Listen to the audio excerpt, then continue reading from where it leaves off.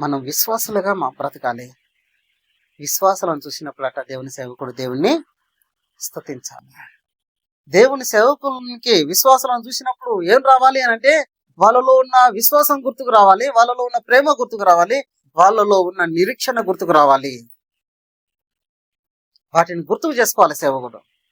మా విశ్వాసం దేవుని కొరకు ఎంత కష్టపడతారో చూడ. ప్రభా నీకు స్తోత్రం అనాలే. ప్రభా నీ బిడ్డలు ఎంత కష్టపడతారో చూడ, వాళ్ళు ఎంత ప్రార్థన చేస్తున్నారో చూడ, వాళ్ళు ఎంత ఉపవాసం ఉంటారో చూడ, వాళ్ళు ఎంత స్వార్థ చెప్తారో చూడ,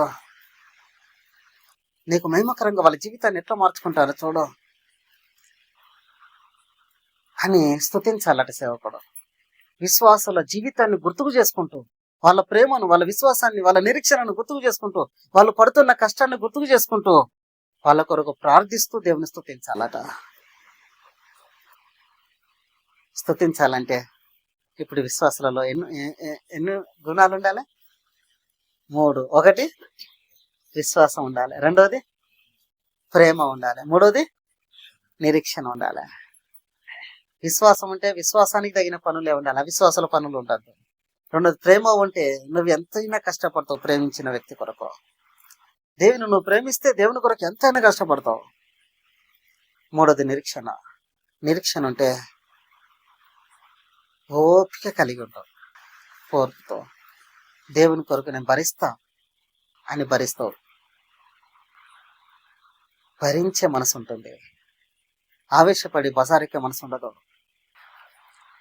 సుప్రియ విశ్వాసులారా, సేవకుడు విశ్వాసం చూసినప్పుడు దేవుణ్ణి స్తుతించాలట. స్తుతించాలంటే విశ్వాసులుగా తయారైతేనే స్తుతిస్తారు.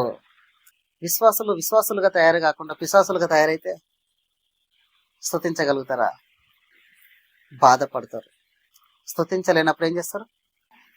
బాధపడతారు.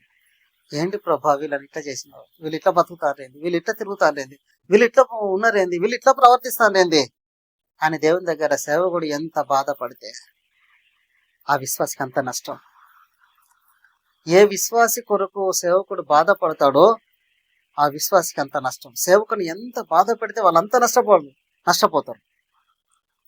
ఏ విశ్వాసి కొరకు సేవకుడు దేవుని ఎంత స్తుతిస్తాడో ఆ విశ్వాసికి అంత ఆశీర్వాదం.